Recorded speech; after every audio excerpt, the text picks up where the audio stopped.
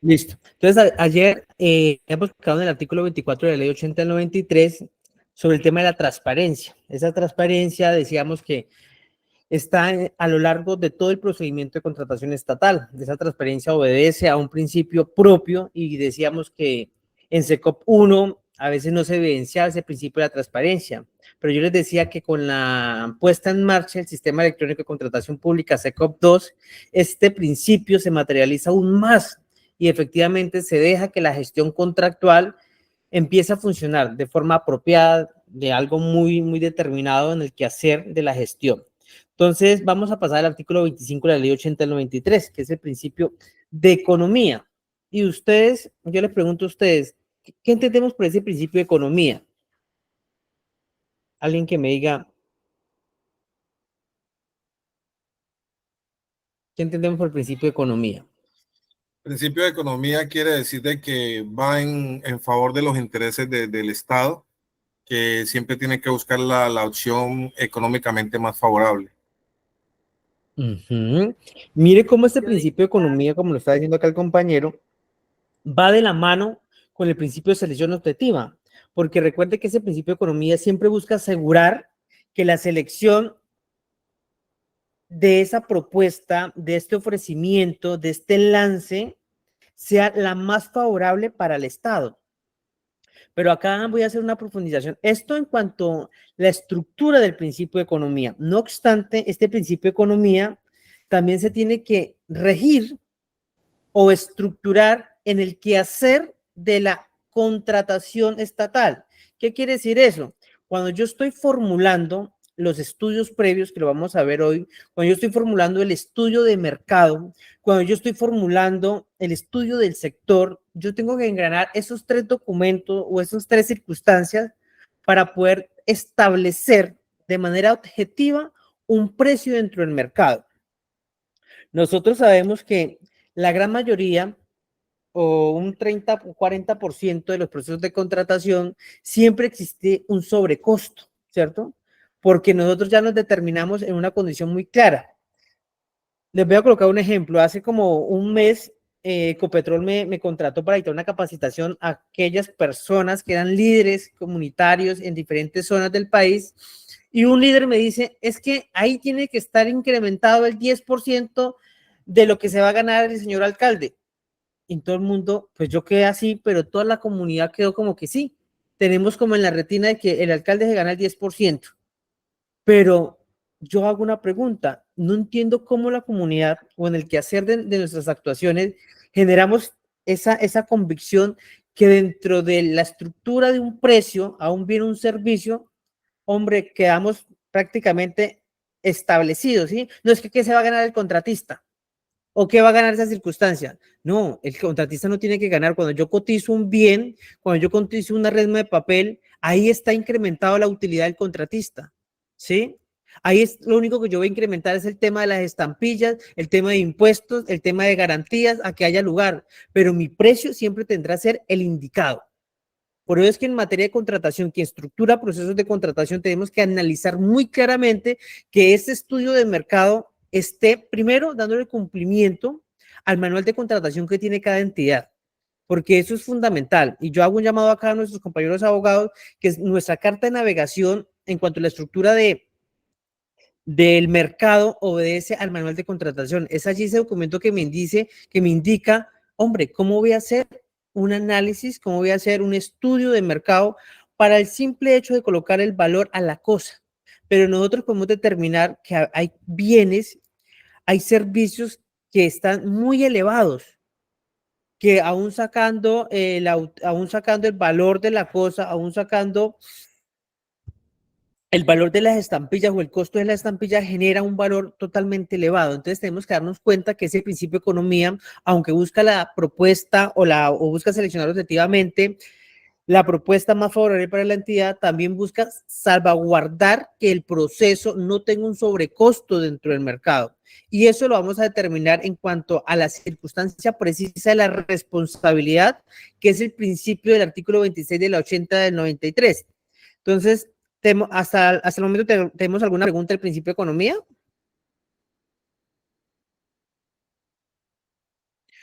Listo. Entonces, mire cómo es el principio de economía.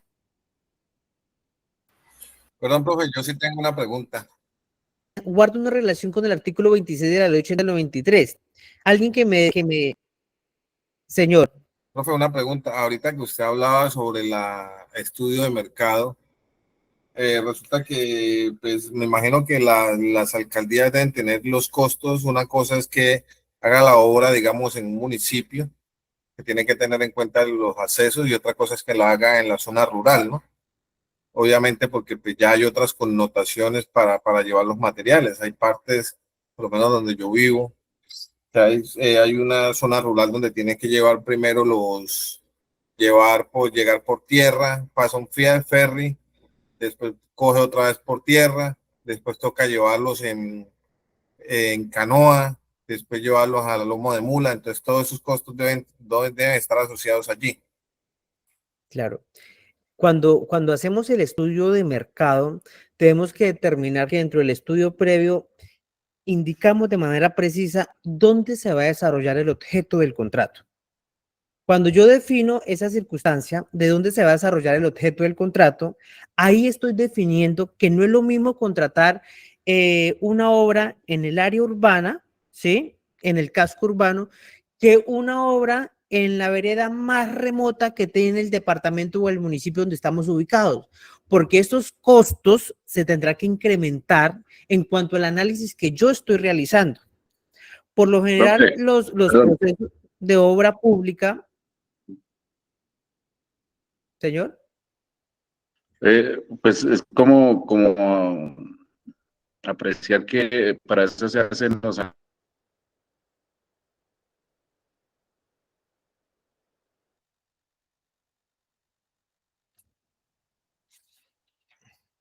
No le alcancé a pues escuchar.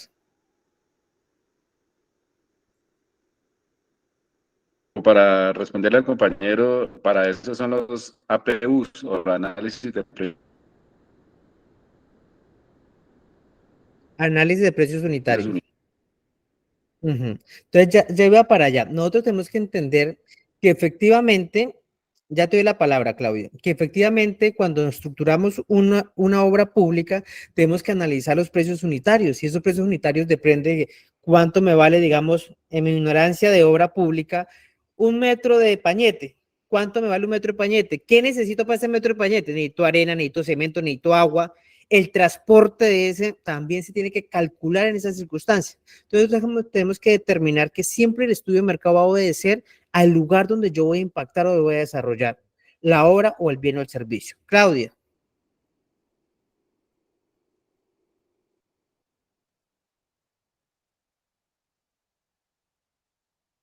Claudia, su merced tiene la manito levantada.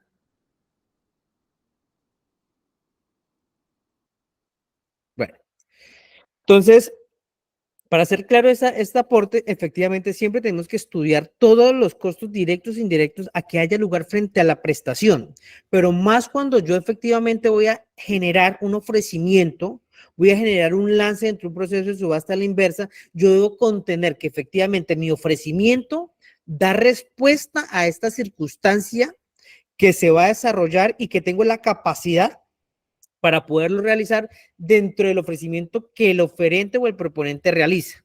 Entonces, eso sí lo tenemos que tener súper claro. Entonces, vamos a continuar con nuestro principio de responsabilidad. ¿Qué tenemos con ese principio? Ustedes que son expertos.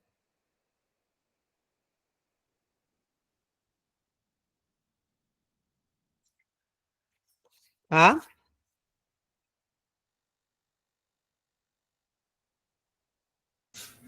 Responsabilidad Chicos, por acción y omisión dentro de bueno, en los el caso de los procesos. servidores públicos, ¿cierto? Sí.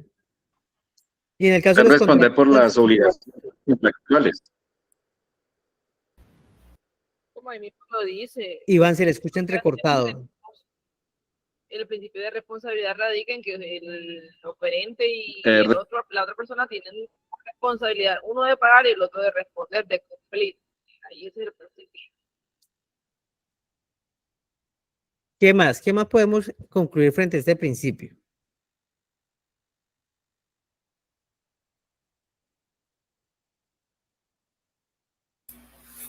Las acciones u omisiones del servidor público. Sí, eso sí. Y en cuanto a los contratistas que son responsables, Por supuesto, de cumplir a cabalidad con el bien o servicio dentro de los tiempos que está estipulado de acuerdo a las especificaciones técnicas contempladas.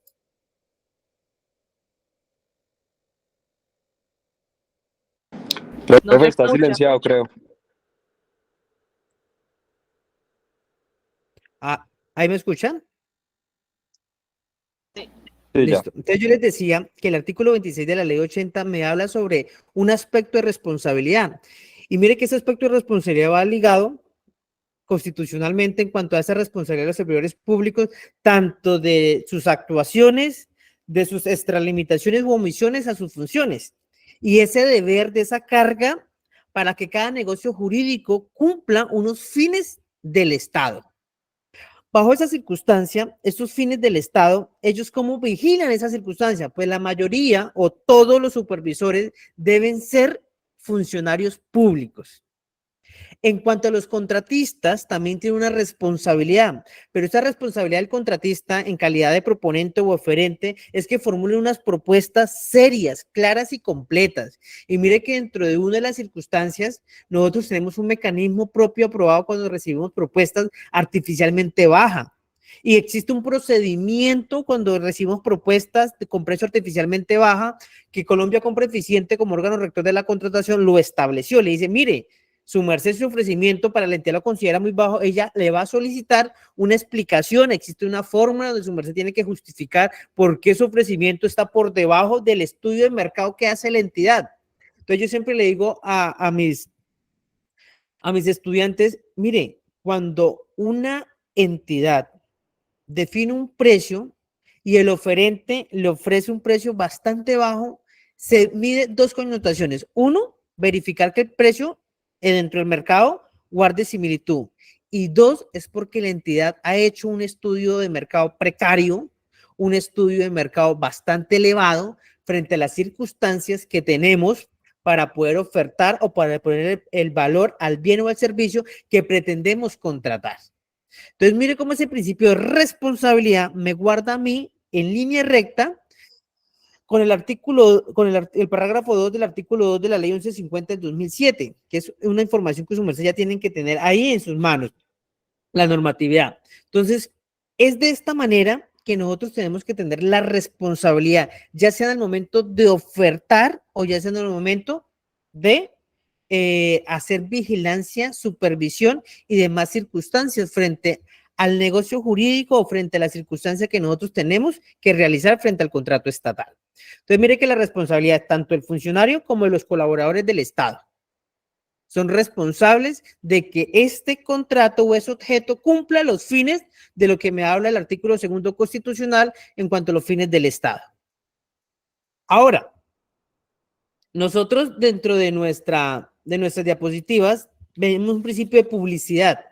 Ese principio de publicidad se desprende del artículo 24 de la ley 80 del 93 y crea como un principio de publicidad en cuanto al 1082 que nos dice que toda la información que emita la entidad frente a la gestión contractual debe estar publicado, ya sea en SECOP 2, en SECOP 1 o en la tienda virtual del Estado colombiano.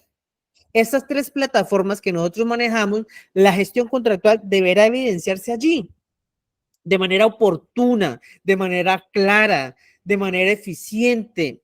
Entonces, ese principio de publicidad hace que todas las personas que hacen parte de la gestión contractual, que son como 7 o 8, eso me lo define el 1082, de los que hacemos parte de la gestión contractual, tengan la oportunidad de conocer de primera mano todos los informes, todos los proyectos, los procesos que efectivamente se generan dentro de la circunstancia.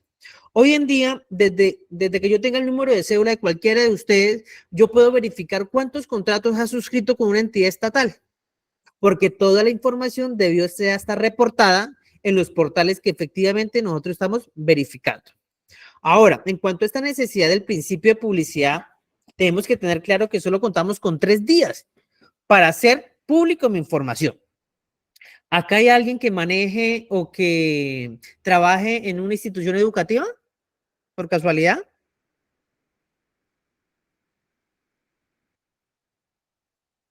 Espere que no estoy viendo la pantalla. Oscar Durán, su merced, ¿qué hace en la institución educativa?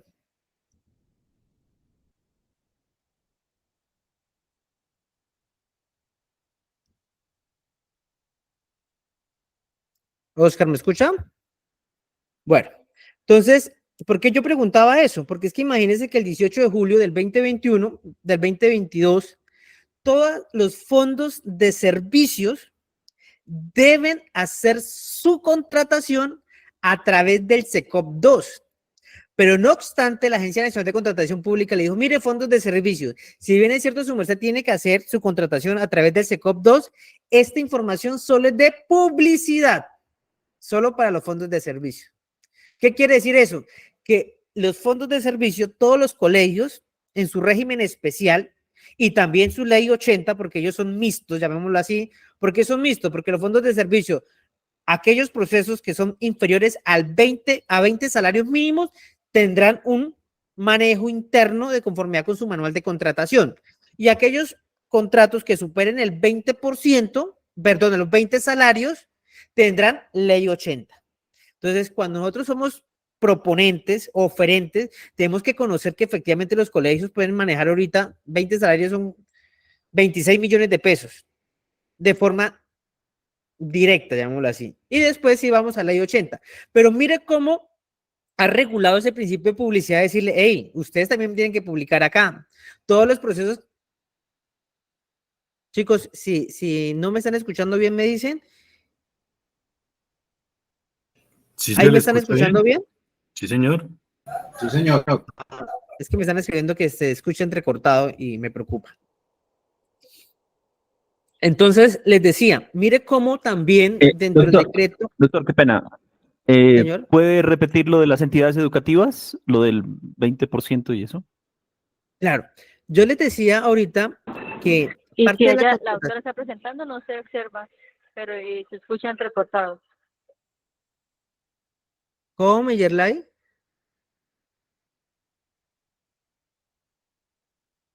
Bueno, entonces yo les decía que dentro de los Que se fondos de escuchan servicio, recortados, sí, señor. Perdón, yo creo que es la calidad de su internet en este momento, porque por lo menos yo sí escucho bien y creo que otros compañeros Yo también. también estoy escuchando bien, doctor Haider. Se está escuchando perfecto, profe. listo. Entonces, sí, ubicarnos mejor, compañera. La idea es no perdernos esta explicación. Yo les decía que como principio de publicidad, me voy como ejemplo a los fondos de servicios, los fondos de servicios educativos. Los fondos de servicio educativo tienen una legislación bastante interesante, que es la ley 715 del 2015. Esta legislación obedece a que efectivamente ellos como colegio tienen un órgano rector, tienen un ordenador del gasto que es el rector, y el rector tiene su propio manual de contratación, que el consejo directivo, que es el órgano mayor, es el que adopta ese manual de contratación. Pero ¿qué pasa con este manual de contratación? Aquellos procesos que vayan de 0 pesos hasta 26 millones de pesos, que son 20 salarios mínimos, tendrán un tratamiento de manera especial. ¿Qué quiere decir un tratamiento de manera especial? Que ellos pueden contratar de forma directa hasta 26 millones de pesos, a hoy 26 millones de pesos, sin necesidad de hacer ningún proceso o una convocatoria, porque ellos son autónomos de esos 20 salarios mínimos. Pero cuando el fondo de servicio tiene que realizar procesos que superen esos 20 salarios mínimos, tendrán que ir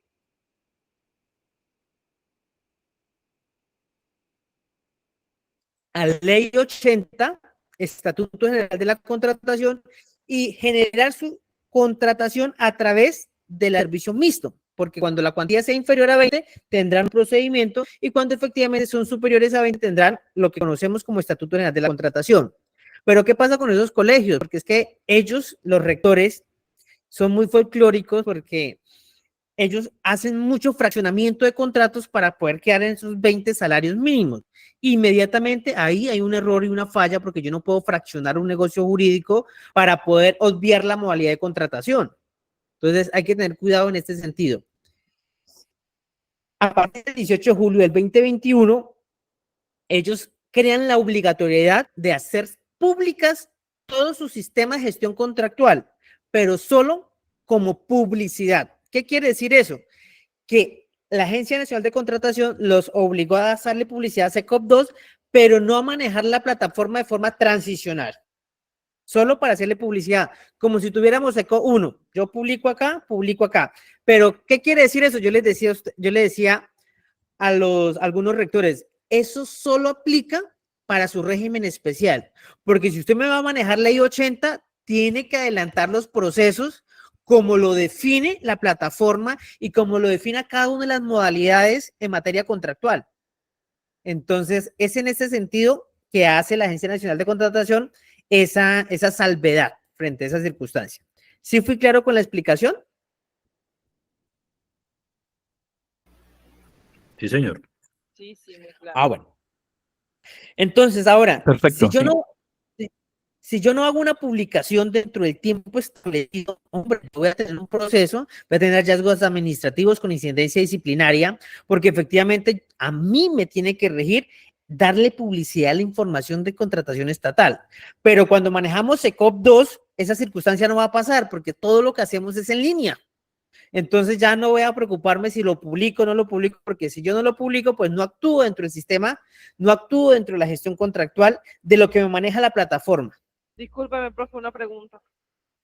Señora. Yo pertenezco al régimen especial sin oferta y estoy buscando hacer la publicación de los procesos. Pero estaba hablando usted de alguna sanción, que era lo que yo quería saber ayer.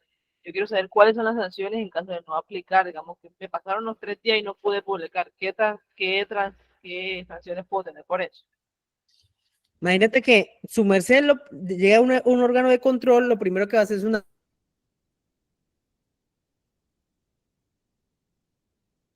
hallazgo administrativo y lo primero que le van a hacer es un plan de mejora. Decirle, su merced tiene que buscar un plan de mejora. Se entrecortó, profe, repita por. Sí. ¿Lo escucha ahí? Yo le decía que efectivamente cuando me generan un hallazgo, lo más probable es que el órgano de control va a generar el primer hallazgo de alcance administrativo. Cuando tenemos un hallazgo de alcance administrativo, lo que tenemos que hacer es un plan de mejora para contrarrestar ese hallazgo.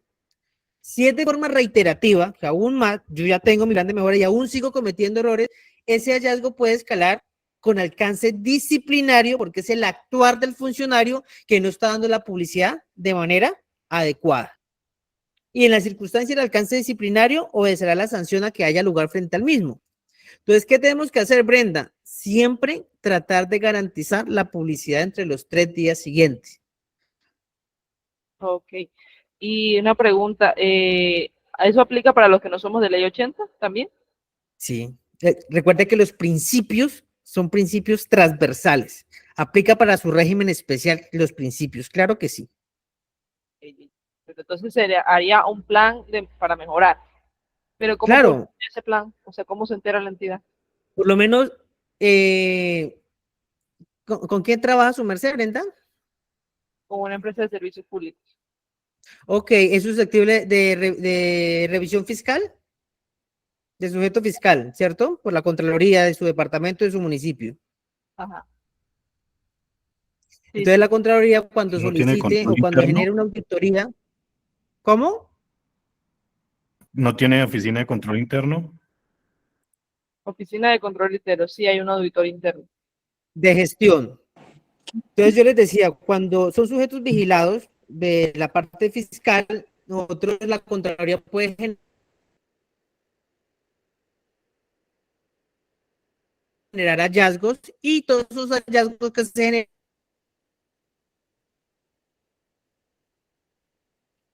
dentro de los planes de auditoría debe generarse y contrarrestarse con un plan de mejora. Ahora, los planes de mejora le hacen seguimiento control interno de gestión, es el encargado de hacer seguimiento. Eso hay que dejarlo súper claro. Teresa, ¿su merced me quiere aportar algo?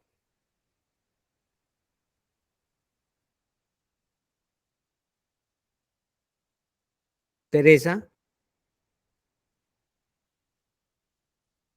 Bueno, entonces es de esta manera, Brenda, que efectivamente sus planes de mejoras tienen que estar adecuados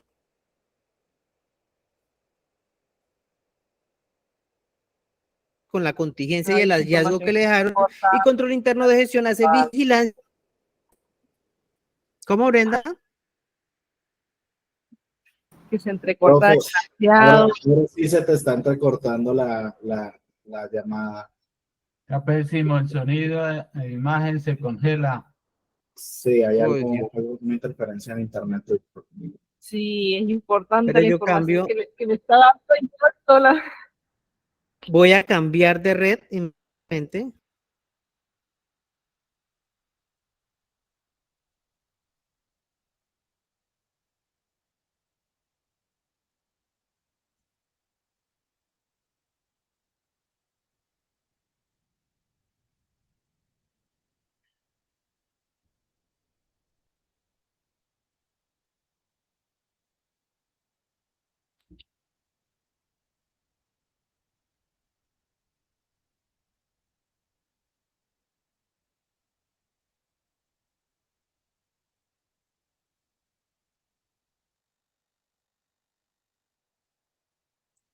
Bueno, chicos, ya hice el cambio de red. Cualquier cosa me informan. ¿Me escucha Sí, mejor porque ahí? todo lo que me dijo, sí señora, sí se escucha. Todo lo que me dijo ahorita se escuchó entrecortado y yo, Dios mío. Bueno, Brenda, ven, te lo resumo rápidamente. Cuando efectivamente ustedes que son sujetos vigilados de la gestión fiscal por parte de una Contraloría, puede venir a Contraloría a hacer la auditoría y puede generar un hallazgo de tipo administrativo. Ese hallazgo de tipo administrativo, su merced lo subsana a través de un plan de mejora. Esos planes de mejora se construyen alrededor de quién obedece al proceso de gestión del procedimiento al cual se está evaluando. Una vez que efectivamente se construye ese plan de mejora, ¿qué puede decir usted? Voy a contratar a una persona explícitamente para darle publicidad a la plataforma. Eso puede ser una contingencia a su plan de mejora. ¿Qué hace la Oficina de Control Interno de Gestión? Le hace vigilancia de manera permanente para que ese plan de mejora con la alternativa de solución que su merced propone dentro de su gestión y dentro de su procedimiento sea el adecuado y que no tenga otra circunstancia reiterativamente en la no publicación de los plazos del sistema electrónico de contratación. Entonces, eso es lo que nosotros decíamos inicialmente. Ahora, si se vuelve reiterativo, pues tendrá que tener una incidencia de tipo disciplinaria, porque efectivamente su merced no está cumpliendo con lo que está designado dentro del 1082 en cuanto al principio de publicidad. ¿Sí fue claro? Ok, y si en ese caso el inconveniente no es de la persona que se encarga de SECOT, sino de los jurídicos que no tienen a tiempo los documentos y entregan los documentos después de que pasó la fecha. Bueno, pero ya es una circunstancia que usted tiene que poner, digamos, en las diferentes empresas donde hemos trabajado, yo no recibo documento que esté por fuera del plazo establecido. Y si lo recibo, le digo, mira, tráigame un documento donde usted le solicite a la oficina asesora jurídica, darle publicidad a este documento, aún estando por fuera del plazo establecido, como para que la responsabilidad sea de la unidad ejecutora que pretende que la oficina jurídica dé publicidad a esta información. Ok, entonces lo mejor es no recibir el documento si ha pasado de la fecha, que lo vuelvan a hacer. Y si hay que recibirlo, entonces un oficio donde solicite la publicidad aún que esté vencido el plazo, porque hay que dar publicidad. Ok. Bueno, compañero, entonces este principio de publicidad se materializa en materia de contratación de esta circunstancia. Ahora, el principio de selección objetiva. Este principio de selección objetiva, ¿qué entendemos por selección objetiva?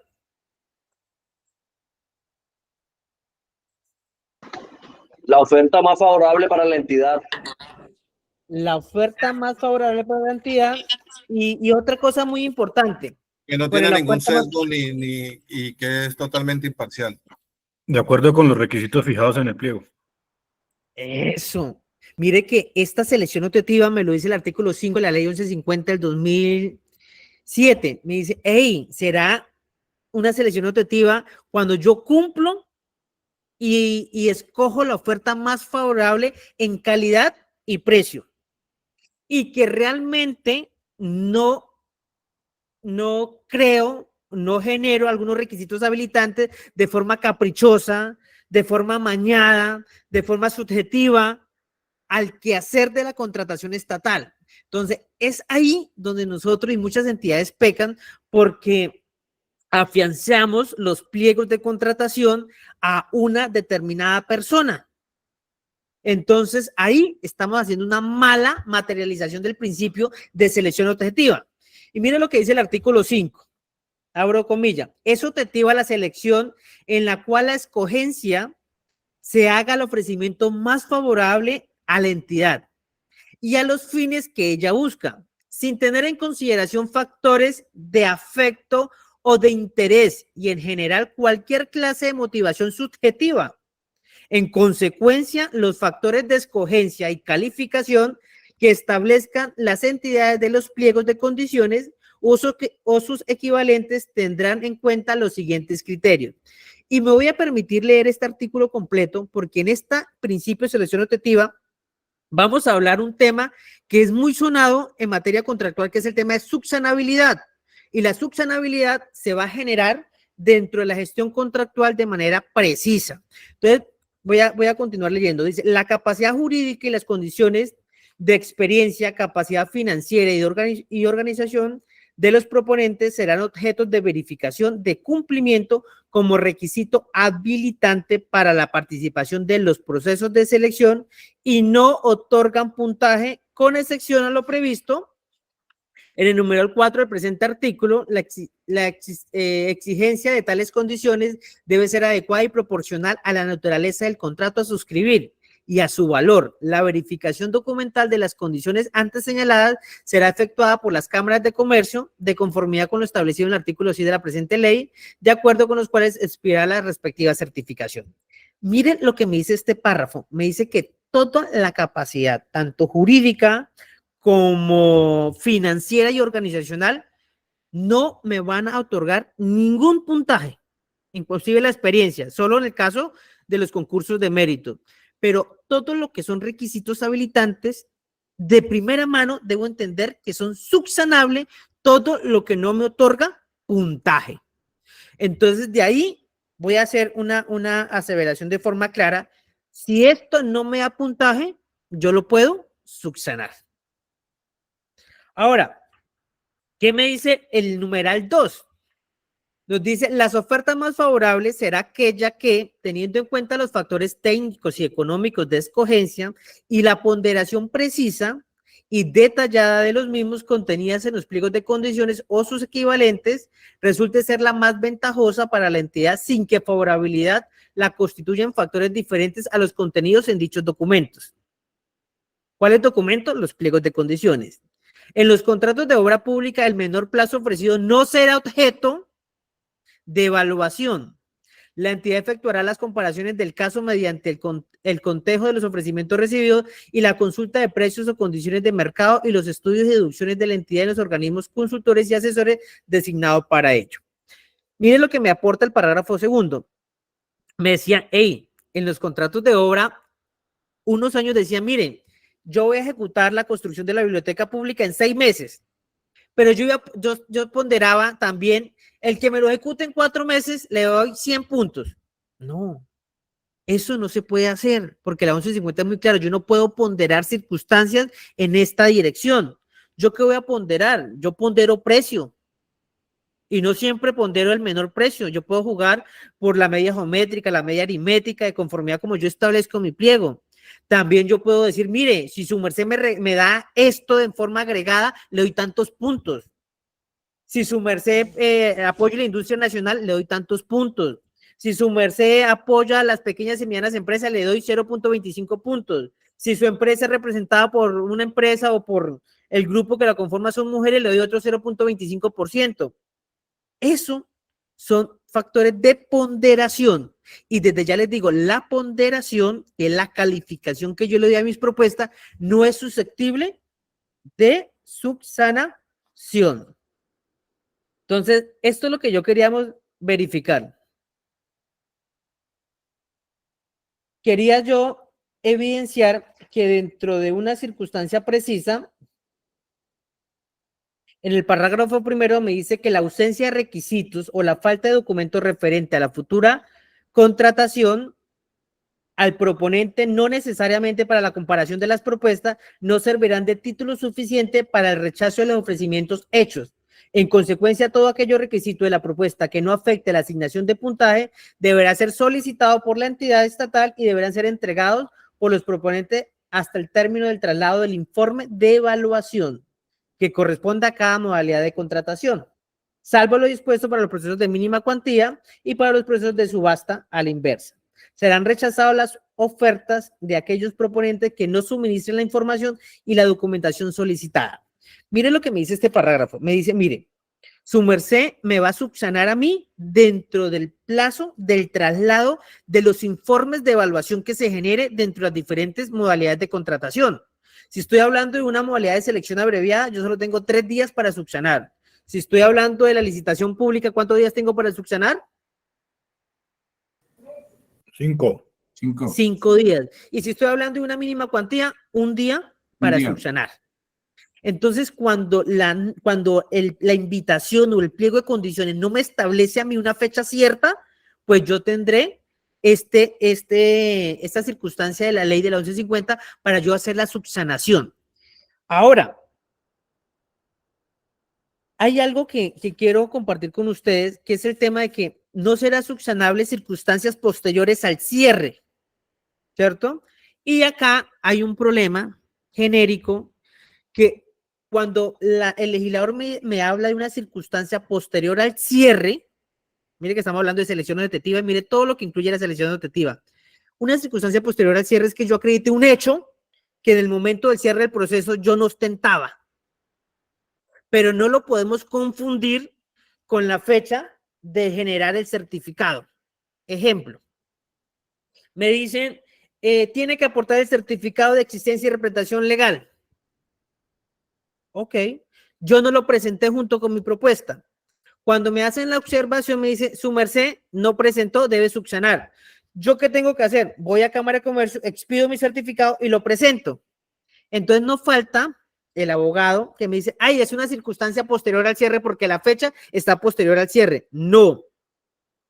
¿Cuál es el hecho? El hecho es que yo, Jaider Ramírez, tenía ya escrito mi empresa en mi empresa en el registro mercantil o mi empresa en el certificado de existencia y interpretación legal en Cámara de Comercio. Yo ya lo tenía escrito. El hecho no es ese.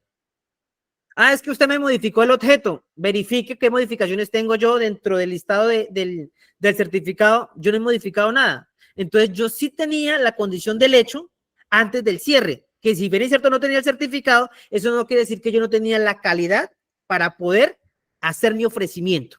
Y eso que quede muy claro porque he visto muchos procesos que la entidad rechaza solo porque en el momento del cierre usted no tenía el certificado. Es diferente lo siguiente, que al momento del cierre yo no tenía los, digamos, 6 meses o el contrato no lo había terminado. Cuando me envían el traslado del informe, yo ya lo terminé, un contrato que va a soportar de experiencia y lo busco acreditar. Eso no se puede hacer porque eso sí es una circunstancia posterior al cierre, porque al momento del cierre su merced no contaba con el 100% de su experiencia, 2 días después cumplió, pero este documento no se puede acreditar porque no obedecía al mecanismo del cierre del proceso porque usted no contaba con la condición y el hecho cierto frente a la presentación de la propuesta. ¿Me hice entender? Una pregunta, profe. Dime. Profe, pero si esa experiencia está dada con el acta de recibo, ¿es válida? ¿No con la liquidación? Para mí no. Porque en los pliegos, en los pliegos dice, en los pliegos tipo dice que una vez recibido que el contrato se acepta. Mire, lo que pasa es que yo ahí tengo una circunstancia precisa. Si bien es cierto en los pliegos tipos, dice, inclusive la experiencia se puede fraccionar, pero para que yo acredite una experiencia, yo tengo que tener inscrita entre mi registro único de proponente, ¿sí? Inscrito entre mi registro único de proponente. Ahora, cuando yo verifico de forma parcial la experiencia, también yo tengo que registrar esa experiencia, a no ser que esté frente a un proceso de mínima cuantía, pero eso me lo tiene que indicar a mí la invitación o el pliego. Si bien es cierto el pliego tipo, es otra circunstancia diferente a lo que nosotros estamos manejando, la experiencia en los pliegos que estamos desarrollando, que no sea pliego tipo, que todavía no hemos entrado allá, la experiencia deberá acreditar o con la certificación o con el contrato y el acta de liquidación, donde yo conste que efectivamente el contrato o donde yo conste que efectivamente la circunstancia se materializó y se generó al 100%. Ahora, el pliego tipo, ¿qué me dice? El pliego tipo me dice, sumarse con el contrato y con el acta de recibo final, pero es que acá ya hay otra circunstancia donde el recibo me genera un hecho cierto, que es la interpretación que hace Colombia Compra Eficiente en sus pliegos tipos. Me dice, si la entidad recibió la obra, es porque su merced la terminó. ¿Sí me hice entender? Sí, sí, sí. Bueno, entonces, bajo esa circunstancia, nosotros tenemos que contar que si bien es cierto, yo no he tenido la calidad o de haber terminado la circunstancia dentro del plazo establecido, yo no puedo acreditar ese hecho dentro de mi subsanabilidad. ¿Sí nos queda claro cuándo podemos subsanar y cuándo no?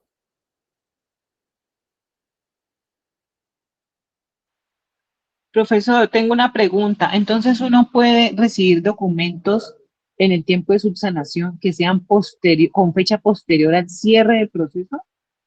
Sí, siempre y cuando el hecho que esté soportando el sujeto haya sucedido antes del cierre. ¿Sí? Le voy a colocar otro ejemplo para que les quede súper claro. Una persona natural le dice, nos vamos a presentar a un proceso de suministro de papelería. Entonces yo en mi invitación de mi proceso de mínima cuantía le dije, mire, los oferentes deberán presentar su código SIUT 2430. El sujeto presentó su cámara de comercio, pero no tenía el código 2430. Entonces, cuando yo lo evalúo, le digo, no cumple, el sujeto me subsana que efectivamente el otro día aparece con el código 2430. Yo hago una pregunta. ¿Él, cuando el momento del cierre, contaba con el hecho del código? No.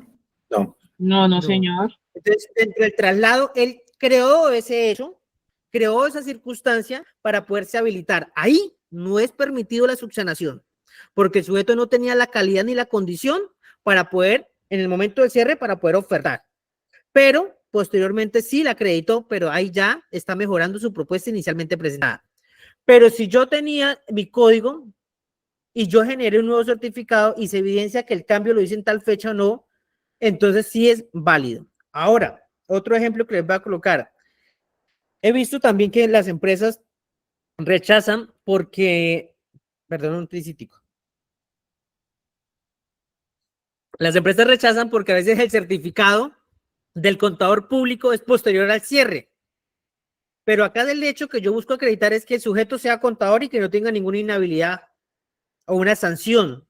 Pero si el sujeto me presenta el certificado el día siguiente en la subsanabilidad y verifico que no tiene ninguna sanción, el hecho que está acreditando el sujeto sigue siendo el mismo. El sujeto no tiene ninguna sanción, a no ser que efectivamente posteriormente lo genere.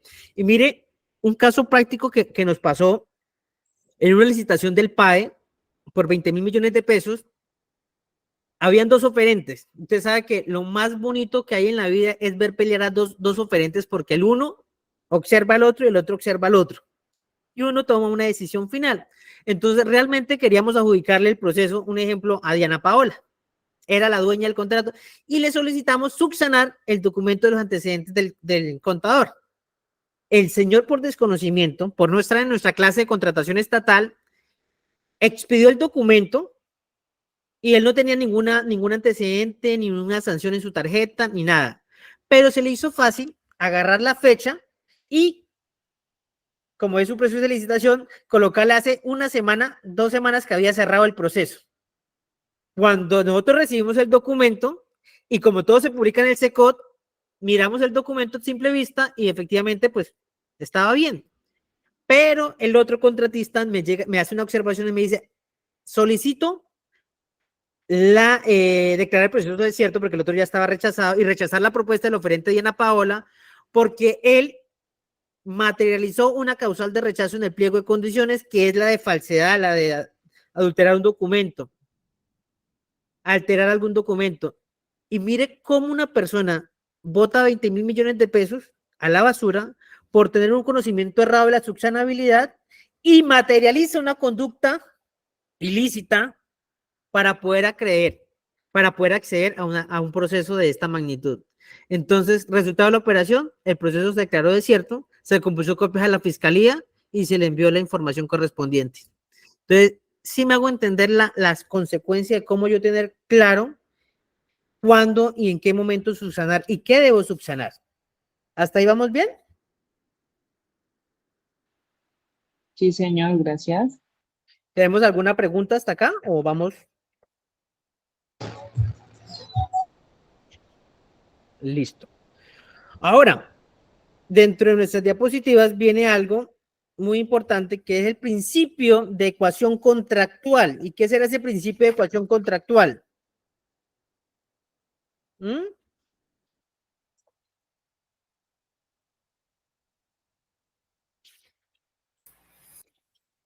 Ese principio de ecuación contractual tiene que ver con que, digamos, no se le desmejore, digamos, las utilidades previstas al contratista por diversa índole o mayor permanencia en obra o algo similar. Es lo que más o menos entiendo sobre eso. Yo entendería cómo generar ese resultado. ¿Me repite nuevamente más durito, por favor? Yo entendería que sería como para generar resultados, como una ecuación. Tienes que resolver algo para tener el resultado. Pienso yo sí. ¿Qué más quiere aportar acá? Son los derechos y las obligaciones que tienen los contratistas. Tenemos acá el punto de equilibrio del contrato, me parece que sí. Yo, en nuestra clase hay contadores y hay administradores financieros, ¿cierto? ¿Están en clase hoy? Bueno, imagínense que cuando hablamos de ecuación, vamos a imaginarnos ecuación como la relación contractual entre la empresa contratante y el contratista. Y acá se dejan unas condiciones de obligación y de hacer muy claras y establecidas dentro de los bienes y servicios con unas tarifas preestablecidas, ¿cierto? Esa es la relación, esta es la ecuación. Y me dice el principio de la ecuación contractual es que yo no desmejore esa ecuación, que yo no genere un desequilibrio económico al contrato y que afecte al contratista. Porque tenemos que ser súper claros que esta relación que existe se va a mantener y a establecer y a desarrollar en esta condición. Ahora, no por una obligación que se me genere, yo tenga que utilizar más recursos para poder seguir prestando el servicio y generar otras actividades adicionales. Entonces, parte del principio de ecuación contractual obedece que yo tengo que respetar las obligaciones y las condiciones que se pactaron en cuanto al bien, el servicio y el valor y la cantidad. Es algo que se debe respetar. ¿Me hice entender? Sí, claro. Listo. Entonces, mire, chicos, a veces nosotros hemos escuchado el tema de desequilibrio del contrato, desequilibrio contractual. Ese desequilibrio obedece y nace posteriormente a lo que yo estoy generando. Si yo ofrecí un valor muy inferior y lo acepté, la entidad no puede reconocerle posteriormente otras circunstancias porque el sujeto a través de este ofrecimiento o ese lance que realizó fue adjudicatario de un negocio jurídico. Entonces no se puede acreditar posteriormente circunstancias que afecten esta ecuación o que genere un desequilibrio frente a la naturaleza del contrato. Bueno, hasta ahí hemos visto los principios de la contratación.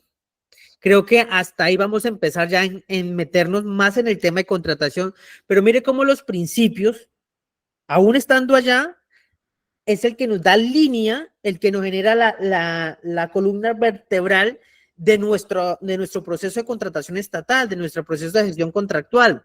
Son estos principios los que nos dicen, hey, todo se tiene que desarrollar bajo el principio de transparencia, bajo el principio de economía, el principio de responsabilidad, el de publicidad, el de selección objetiva, el de ecuación contractual. Y mire cada uno de esos principios lo que me aporta a mí dentro de la contratación.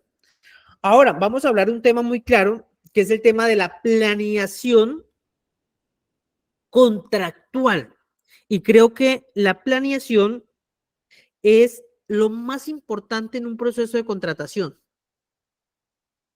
Y así como lo están viendo en sus pantallas, voy a permitirme leer: el deber de planeación, en tanto manifestación del principio de economía, tiene por finalidad asegurar que todo proyecto esté precedido de los estudios de orden técnico, financiero y jurídico requeridos para determinar su viabilidad económica y técnica, y así poder establecer la conveniencia, escuchen esa palabra, conveniencia o no del objeto por contratar. Entonces, mire cómo dentro de la gestión contractual me están diciendo, mire, cuando yo hago o materializo el principio de planeación, yo tengo que determinar que desde un estudio financiero, técnico, jurídico,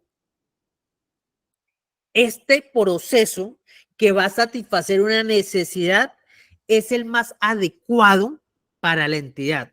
Y me dice, podrá establecer la conveniencia. Y cuando yo hablo de conveniencia, ¿qué será la conveniencia?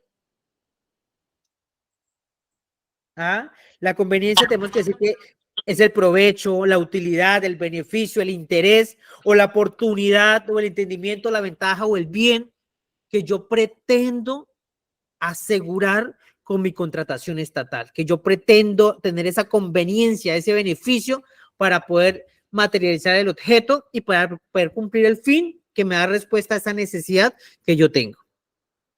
Si resulta no necesario celebrar el respectivo negocio jurídico y su adecuación a los planes de inversión, de adquisición o compras, presupuesto y ley de apropiaciones según el caso.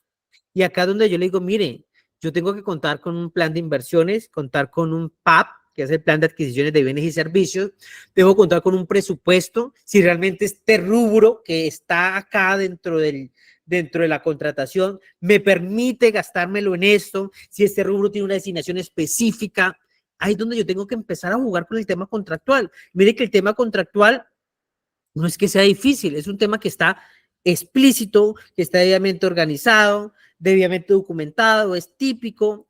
Entonces, ese es lo bonito de la contratación.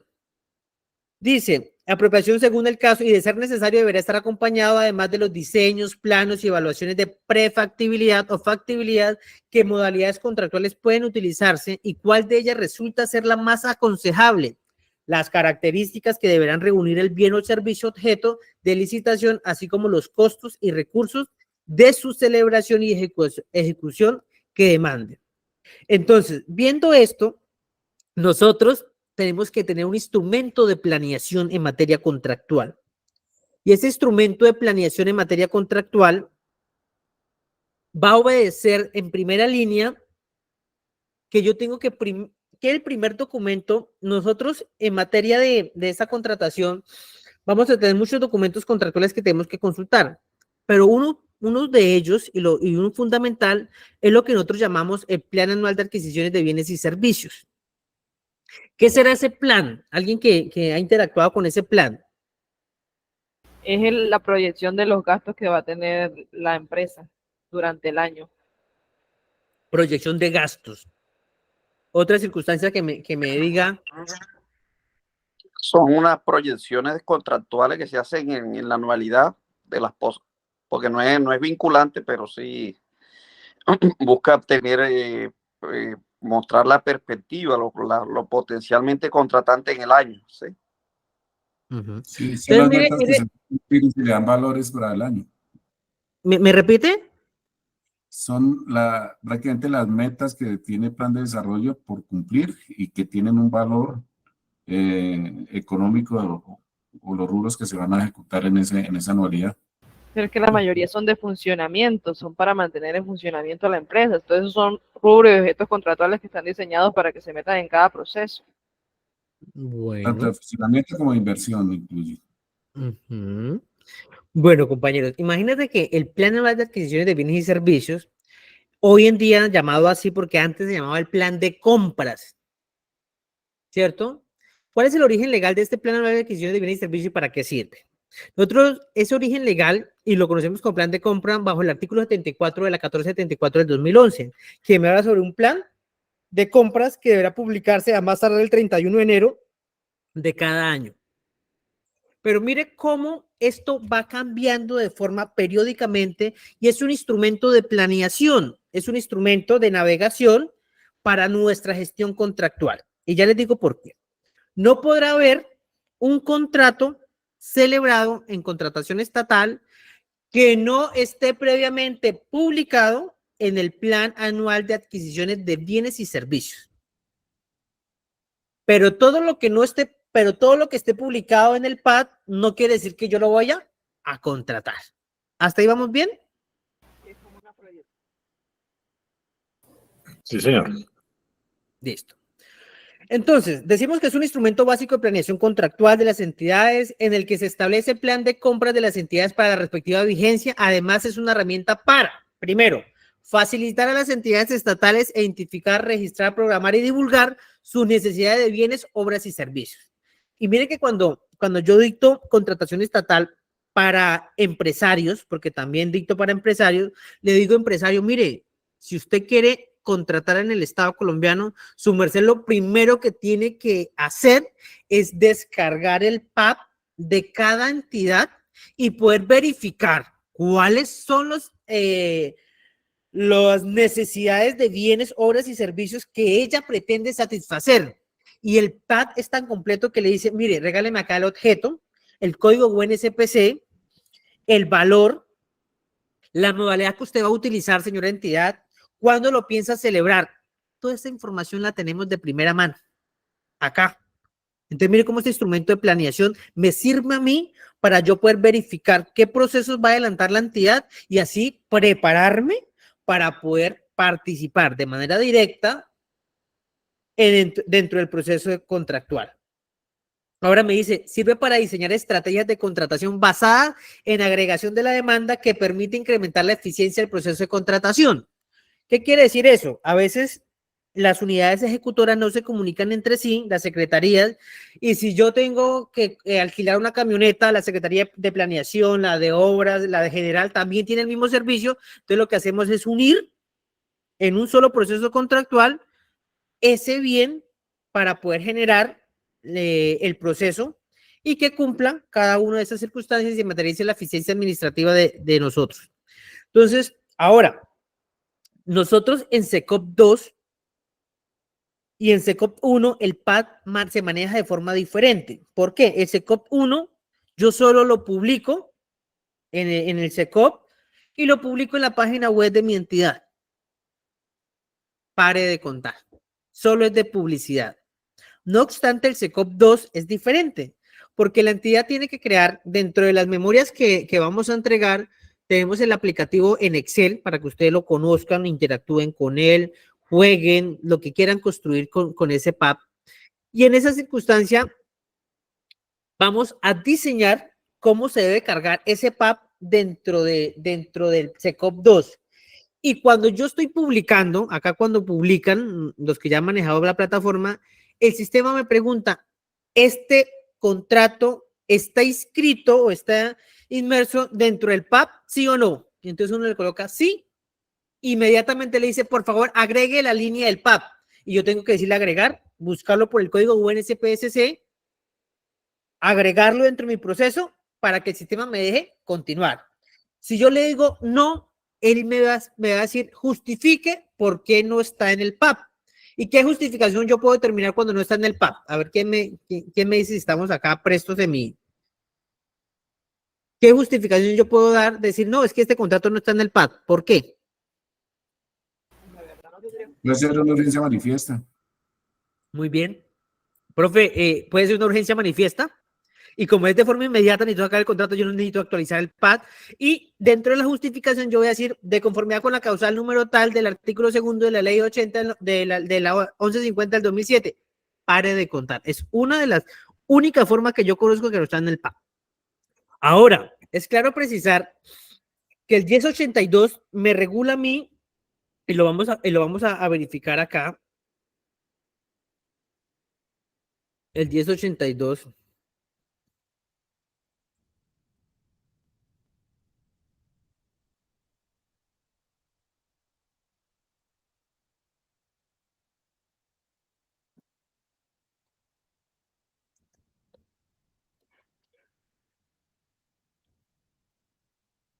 Mire, me habla, ¿están viendo la pantalla?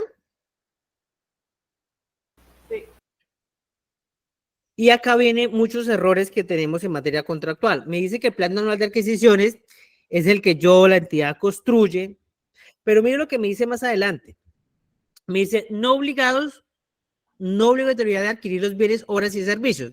El PAD no obliga a las entidades estatales a efectuar los procesos de adquisición que en él se enumeren. Yo puedo tener 10, 4 y en esa no se contempla. Ahora, pero mire lo que me dice, la entidad estatal debe publicar, una obligación de hacer, su plan anual de adquisiciones y las actualizaciones del mismo en la página web y en el SECOP, en la forma que para efecto disponga Colombia Compra Eficiente. ¿Qué dispuso Colombia Compra Eficiente? SECOP 1 y SECOP 2. Ahora, no solo basta con yo publicar el documento en enero, me dice, mire, su merced debe actualizar el PAD cuando haya ajustes en los cronogramas de adquisición. Entonces yo digo, esta mínima la voy a sacar en febrero, pero llegamos a marzo y yo no la saqué. ¿Debo actualizar el PAD? Sí. Claro. Cuando Sí. los valores, la modalidad de selección, el origen de los recursos para incluir nuevas obras, bienes o servicios o incluir obras, bienes o servicios, modificación del presupuesto de adquisiciones. Bajo estas condiciones, esas 4 condiciones, yo tengo que actualizar el PAD. Si yo no actualizo el PAD bajo estas condiciones, estoy ya incumpliendo lo que me dice el 1082 en cuanto a esa actualización del plan de adquisiciones. Y yo veo que me dicen, no, eso va a ser una menor cuantía. Y cuando se adelanta una licitación pública. Entonces yo inmediatamente hago una observación, le digo, mire, su merced, en principio de planeación, no observó ni cumplió el deber de hacer de la entidad en cuanto a la actualización del PAD y la modalidad de contratación que su merced pretende es totalmente diferente. Por favor, actualice el PAD. Y con el simple hecho de actualizar el PAD, me toca a mí devolverme para poder dar una publicidad al proceso que yo ya estoy adelantando. Entonces, eso es importante conocerlo en cuanto a la estructura del PAP, en cuanto a la estructura que nosotros tenemos de los procesos de contratación. Por eso es importante saberlo y conocerlo. ¿Hasta aquí vamos bien, compañeros? Una pregunta. Señora. ¿El plan anual de adquisiciones después del 31 de enero se puede modificar? Claro. Sí, inclusive la 1474 me dice que su merced para mes de julio tiene que tener por lo menos una modificación, ¿sí? O hacer una justificación de por qué no se ha modificado. Pero en materia de SECOP 2, su merced, como es un instrumento de planeación, debe, cada vez que las compras se realicen, verificar que las compras se sujetan o estén acorde con estos 4 circunstancias para modificar el PAD, para que su merced mantenga un PAD totalmente actualizado. Pero no hay ningún inconveniente de que yo lo modifique en cualquier momento del año. O sea, me manifiesta que debo subirlo antes del 31, pero sí. No hay problema si lo modifico. No hay problema que lo modifique. Ahora, muchas entidades adoptan el PAD a través de un acto administrativo. En fin, he visto de todo para la adopción del PAD, pero nosotros construimos el PAD y con el simple hecho de darle publicidad a la información, la entidad lo está adoptando, ¿sí? Entonces, el acto administrativo donde se adopta, valga la redundancia, el PAD es innecesario, pero igual si lo hacen o el procedimiento que ustedes establecieron obedece un acto administrativo para hacerlo, no hay ningún inconveniente. Pero con el simple hecho de que yo genere esa circunstancia y publique, es más que suficiente. Ana María, ¿su merced me quiere preguntar algo?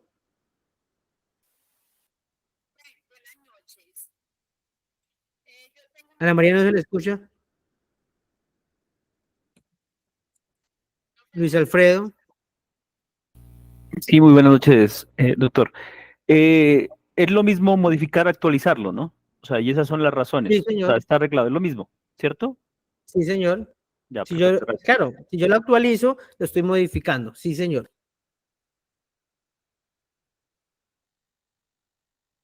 Ana María, su merced, ¿me quiere preguntar algo?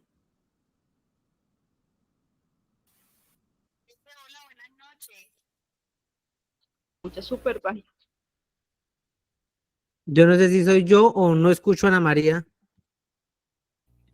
No, se le escucha bajito. Bueno, mientras que Ana María busca una ubicación mejor para acceder al servicio de Internet, ¿alguien tiene alguna pregunta hasta ahí? Profe, ¿hay un número límite de modificaciones? La pregunta va dirigida porque pues en alguna entidad que trabajé, un hallazgo de la Contraloría fue el tema de las modificaciones al plan anual de adquisiciones, argumentando que había falta de planeación. Entonces, pues no sé. Mire que dentro de la norma no nos establece que por lo menos tenemos que hacerle una actualización. Pero si usted revisa una entidad en SECOP 2 puede tener 200, 100 actualizaciones. Entonces, bajo esa circunstancia, efectivamente, no existe un tope, ni existe un número, pero la Contraloría sí está vigilando y las recomendaciones que nos hace, pero a mí me dejó una observación, es que carecemos de planeación porque lo actualizamos en varias condiciones. Entonces nos tocó indicar, por lo menos acá en la entidad donde yo trabajo, indicamos que por lo menos cada 2 semanas actualizamos el PAP. Entonces las entidades, si quieren que nosotros le actualicemos el PAP, nos tienen que enviar la información para que por lo menos en el mes se actualice 2 o 3 veces. Listo, gracias. Jesús, ¿su merced quiere aportar algo? Sí, profe, tengo dos consultas. La primera, usted dijo que iban a dictar este curso a personas, a empresarios. Lo que pasa es que yo pienso, pues, más adelante tener mi firma de consultoría para interventoría. Pues, por eso me interesa este tema. Y la segunda consulta que tengo es que si, pues, actualmente yo estoy laborando como supervisor para la alcaldía de un municipio, y si esto me podría llegar a causar algún tipo de inhabilidad o conflicto de intereses para poder después celebrar contratos con ella. Bueno, recuerde que, bueno, voy a contestar la segunda pregunta. Recuerde que su merced trabaja como contratista, no tiene ninguna inhabilidad, ¿sí? Para seguir contratando con la entidad. Él se refiere a crear la firma.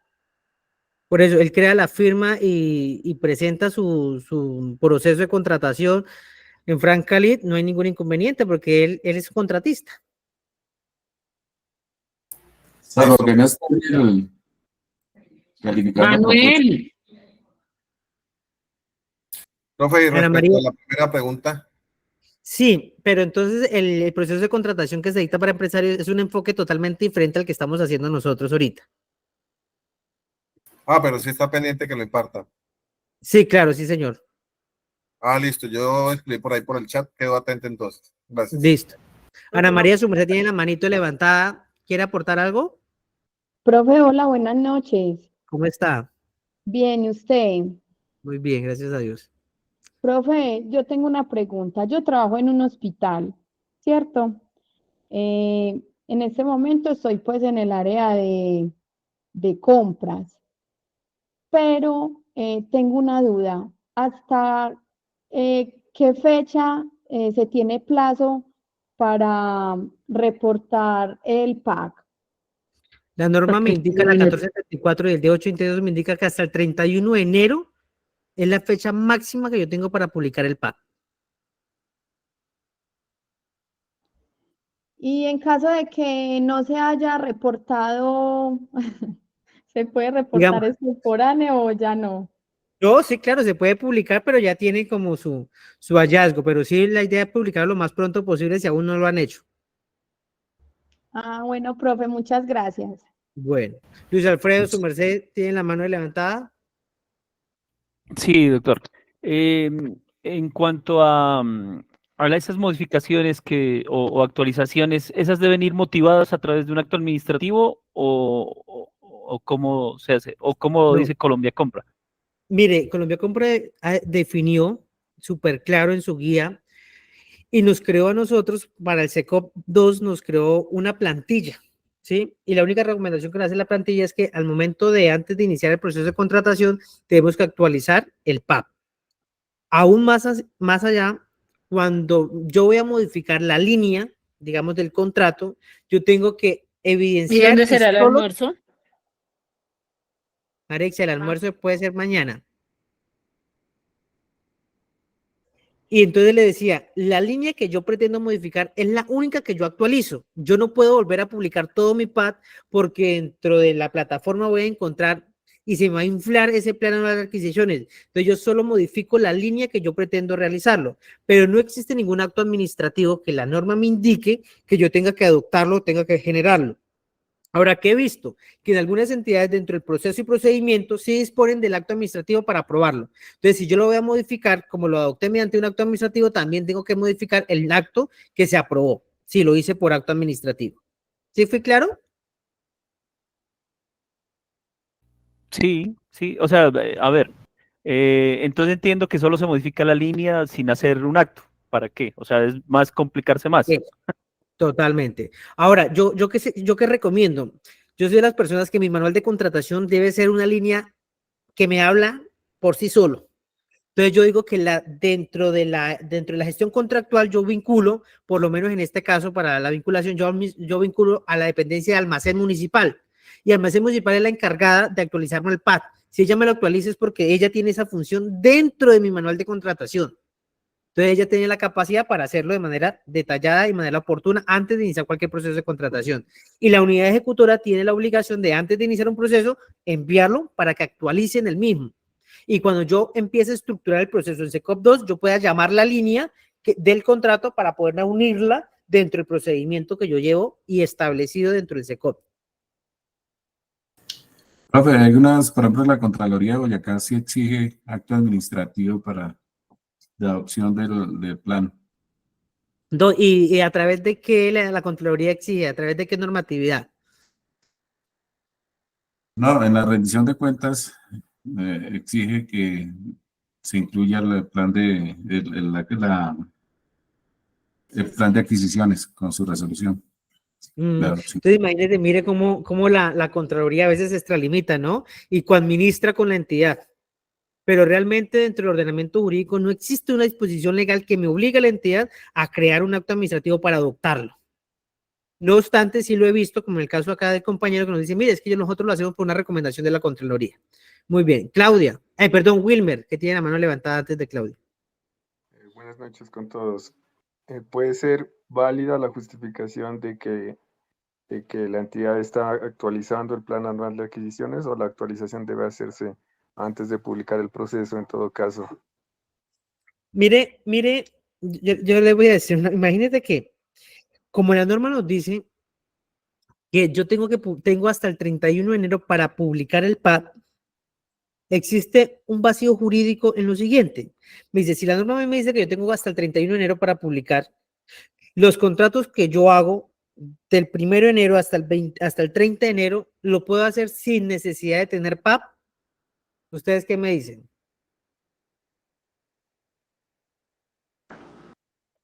Sí, se podría en ese caso. O creería que sí, profesor, porque es una atribución. Pueden adicionar. ¿Aló? ¿Quiere esa línea? Sí, termino. ¿Aló? Don Carlos, por favor, siga. Sí, estaba diciendo que mi concepto sí, porque una función constitucional no se puede detener, o sea, en ese terreno los alcaldes, los ordenadores del gasto necesitan realizar algunas funciones que están por encima de ese documento. Ya, pues de ahí me imagino que sí ya no habría excepción, pero antes de ello sí, porque estaría la administración paralizada en cualquiera de los escenarios. Bueno, ese es mi concepto. ¿Quién más quiere aportar? Se pueden agregar los procesos al plan de adquisiciones mediante, o sea, directamente en el plan, que dice agregar proceso y yo colocar el número del proceso, y eso es lo que se podría colocar. Muy Sí, bien, tú dices Brenda. que se necesitan contratar en ese momento, en el SECOP 2. Bueno, imagínate lo siguiente. Imagínate que si bien es cierto, una norma me dice que yo tengo hasta el 31 de enero para publicar el PAD, pero, cuando yo estoy adelantando los procesos de contratación, el sistema me va a preguntar, ¿está escrito en el PAD, sí o no? Yo tengo que justificarlo. Una de las justificaciones que también he visto fuera de la urgencia manifiesta es que las entidades me dicen, no estoy obligado a publicar el PAD hasta el 31 de enero y me citan la norma. Hicimos la consulta a la Agencia Nacional de Contratación Pública, Colombia Compra Eficiente, y la agencia me contestó, sí se puede contratar sin tener PAD hasta el 31 de enero. No obstante, posteriormente el 31 de enero, se deberá crear el plan anual de adquisiciones de bienes y servicios. Entonces, es viable y es aceptable contratar en ese sentido. Pero si usted me lo preguntan a mí, yo digo, hombre, ¿por qué vamos a contratar si el instrumento o el querer del legislador cuando se creó el 1082 era generar un instrumento de planeación? Y si yo no me reúno con las unidades ejecutorias y digo, bueno, ¿qué vamos a planear para contratar? Yo voy a tener como una lista de mercado en el momento que yo sufraga los diferentes negocios jurídicos. Entonces, yo recomiendo sí que antes de contratar, igual hacer un documento de planeación como el PAD, solo es tomar las necesidades, colocarlas en el PAD, distribuirlas y aceptarlas y publicarlas en el SECO para que me continúe contratando sin ningún problema. Pero si su merced lo han hecho sin el PAD hasta el 31 de enero, no hay ningún problema. Porque realmente dentro de las memorias que les voy a dejar ese concepto que me generó Colombia Compra Eficiente como órgano rector de la contratación. Señor. Profe, de todas formas, cuando se formula el presupuesto en noviembre, ya octubre, ya se debe tener en cuenta el plan anual de adquisiciones. Sí, pero recuerde, doctor Iván, que el presupuesto a veces me lo asignan en los proyectos sectoriales de forma muy generalizada, ¿sí? Y a veces cuando tenemos esos presupuestos asignados a los diferentes proyectos sectoriales, no me lo explican ni me lo desmenuza como lo tiene el PAP. El PAP sí es tan claro que me dice, de esta línea, de esta meta, yo voy a tener 5 contratos, con esos objetos, con estos valores, con estos plazos. Entonces, sí, bien es cierto, el presupuesto me genera a mí una línea y me traza una línea de forma recta. El PAD empieza como a materializar esa línea recta de forma muy detallada. Claudia. Claudia tiene la manito levantada. Listo. Brenda. Profe, una pregunta. En cuanto a adición de presupuesto del plan anual de adquisiciones, digamos que yo tengo un rubro que está en 20 millones y me di cuenta que necesito el doble. ¿Hay algo que me sancione por eso? No, mire, no, creo que entendí la pregunta de la siguiente manera. Mire que por lo menos asesoro una contraloría de un departamento y como ellos dependen de los recursos que le giren el departamento, entonces puede ser que tengan un PAD por 300 millones de pesos y en junio le asignen otros 50 millones de pesos. Entonces ahí nos toca actualizar el PAD porque nos incrementaron el presupuesto y tenemos que tomar ese presupuesto para materializarlo dentro del plan de adquisiciones. No sé si esa era su pregunta. Sí, eso es lo que yo quería saber. Listo. Marieta. Doctor, buenas noches. En la entidad que yo trabajo, sí contratamos hasta el 31 de enero sin PAD. Y después ya nos arrojaba la misma plataforma que ya debíamos seguir contratando con PAD. Sin embargo, a nosotros la línea en el estudio previo del PAD nos las da el área solicitante, que es más fácil porque buscar siempre es un poco dispendioso. Pero cuando me dice la línea, quiere decir el código UNSPC para buscar, ¿sí? Sí, señor. Ah, ok, listo, perfecto. Iván. Profe, qué pena ser reincidente. En este momento, ¿el SECOP 2 admitiría entonces contratar antes del 31 sin PAD?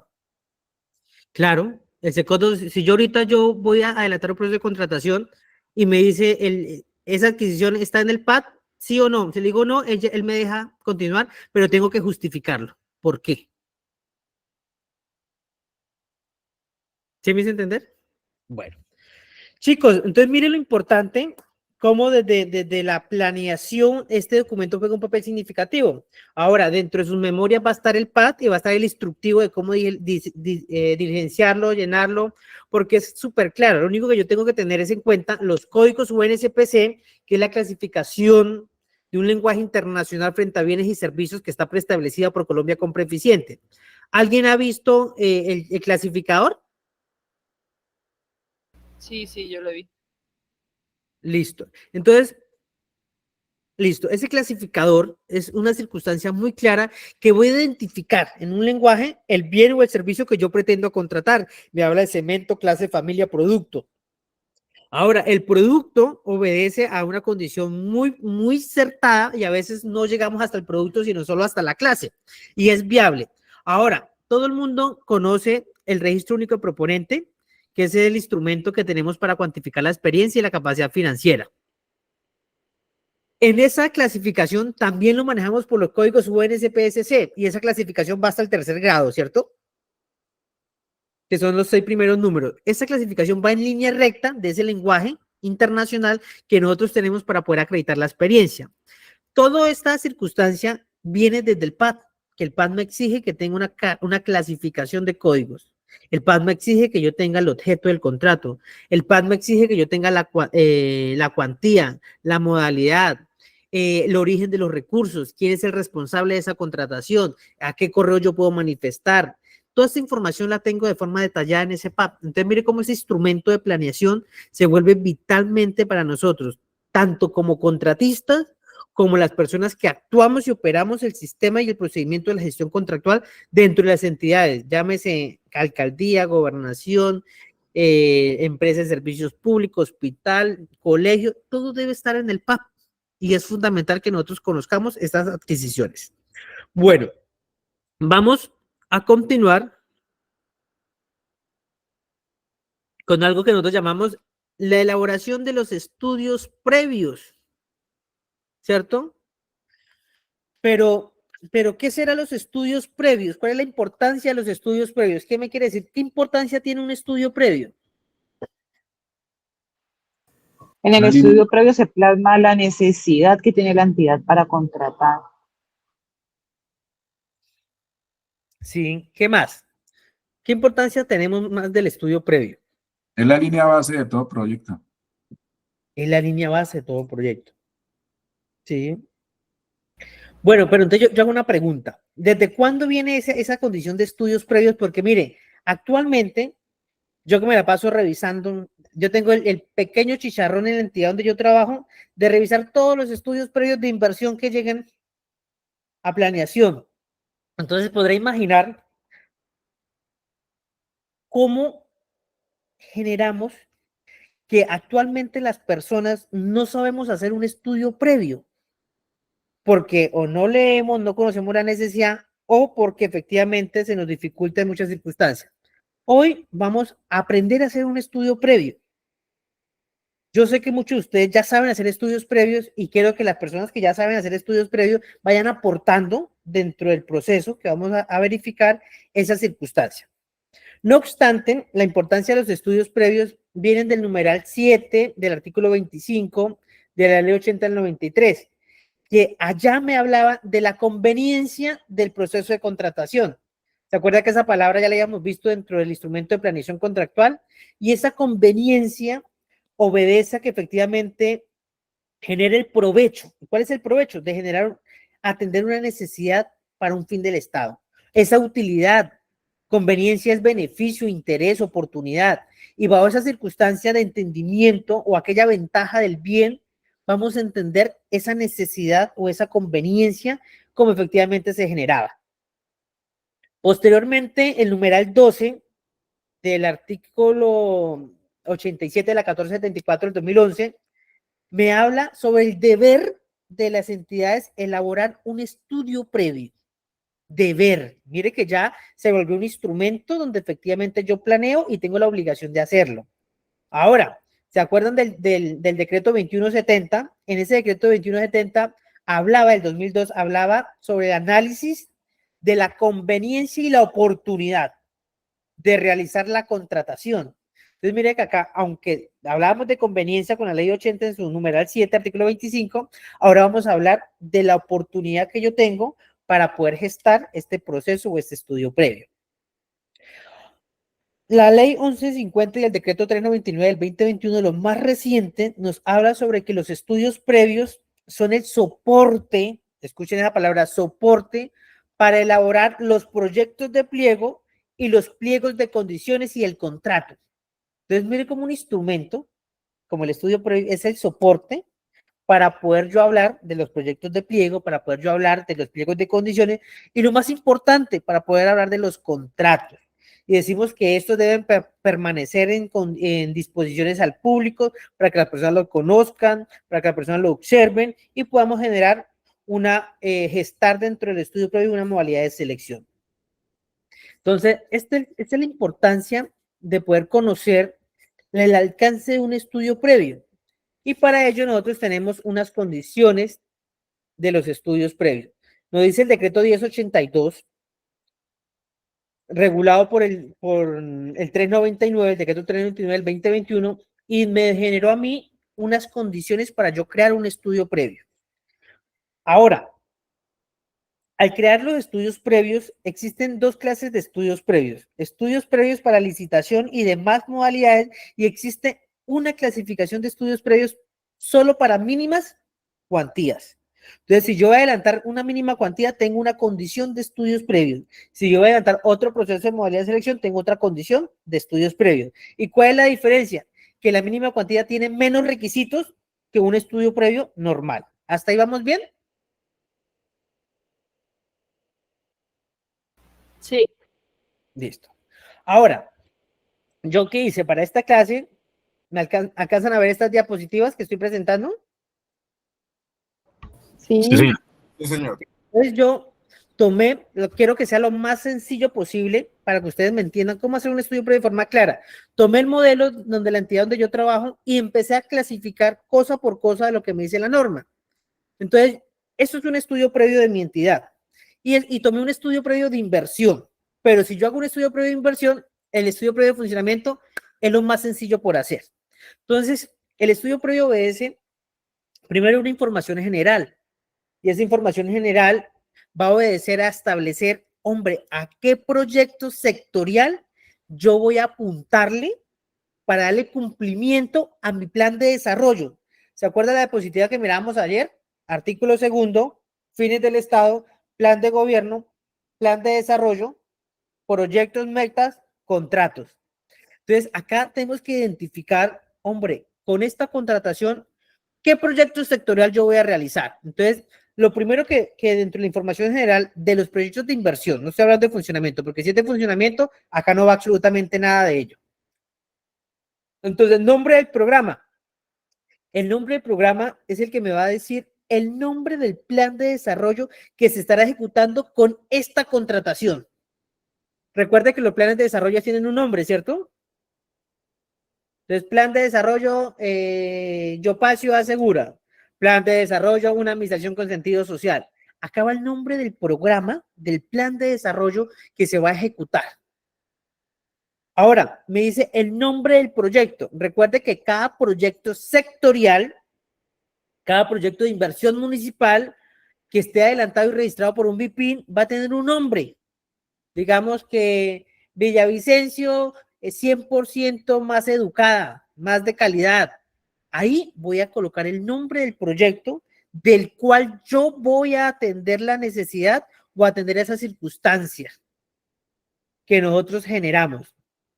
En cuanto al código CEPI, efectivamente, inclusive ayer lo consultábamos, es la codificación que efectivamente tiene el proyecto.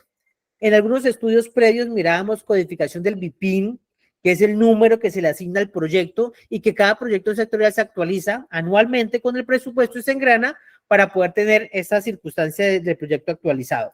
Ahora, una vez que ustedes identifiquen plan de desarrollo, el nombre del proyecto donde yo se genero, donde yo estoy, vamos a verificar qué imputación presupuestal tiene ese proyecto, ¿cierto? El nombre, el código, la fuente de esa imputación presupuestal. ¿Qué quiere decir?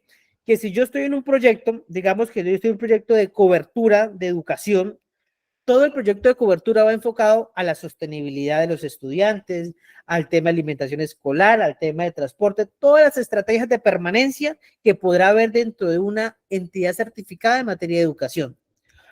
Esa información, perdón que le interrumpa, esa información sale del proyecto formulado en la MGA. Total. Esa información usted no la tienen que construir, porque esa información yo voy y verifico mi proyecto sectorial y como decía el compañero, la MGA es el instrumento apropiado para que su merced me pueda decir, de esta fuente, de esta imputación, yo voy a sacar los recursos para atender esta meta, porque la MGA también maneja la meta, ¿sí? Entonces, coloco el componente del proyecto, ¿sí? El componente del proyecto, digamos que vamos a manejar el plan de alimentación escolar, ¿sí? Ahora, la imputación presupuestal, sistema general de participaciones, porque son recursos que tienen una destinación específica para este servicio.